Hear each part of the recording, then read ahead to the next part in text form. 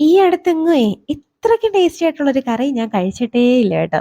ഒരൊറ്റ വട്ടം ഉണ്ടാക്കിയപ്പോഴേ ഞാൻ ഭയങ്കരമായിട്ട് അങ്ങ് അഡിക്റ്റ് ആയിപ്പോയൊരു കറിയാണ്.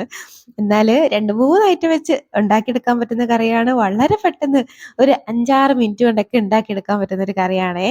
അപ്പഴ് ഒരു പാനിലോട്ട് ക്യൂബ്സ് ആയിട്ട് അരിഞ്ഞ ഒരു സവാള അങ്ങോട്ട് അരിഞ്ഞ് ഒന്ന് ചെറുതായിട്ടൊന്നങ്ങ് വഴറ്റിയെടുത്ത് മാറ്റി വെക്കാം. ഒന്ന് ട്രാൻസ്പെറന്റ് ആയി കഴിയുമ്പോൾ മാറ്റി വെക്കാവേ.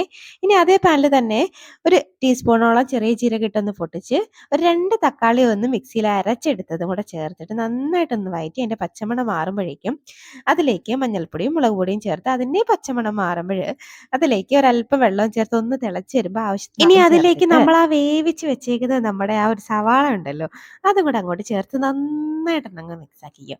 ആ മസാലയായിട്ട് നന്നായിട്ടൊന്ന് യോജിച്ച് വരുമ്പോഴേക്കും അതിലേക്ക് നല്ല കട്ടിയുള്ള ഒരു 1/2 കപ്പോളം തേങ്ങാപ്പാൽ അങ്ങോട്ട് ചേർത്ത് കൊടുക്കണം. ചേർത്തിട്ട് വീണ്ടും ആ മസാലയായിട്ട് നന്നായിട്ട് അങ്ങ് യോജിപ്പിച്ചെടുക്കണം.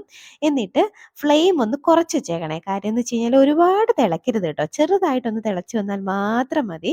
ഇനി എന്നിട്ട് ഫൈനലി നമുക്ക് കുറച്ച് കസൂരി മേത്തിയും കൂടി ഇട്ട് കൊടുക്കാം. ഇത് നല്ലൊരു ഫ്ലേവറിനാണ് കേട്ടോ. ഉണ്ടെങ്കിൽ ചേർത്ത് കൊടുക്കുക.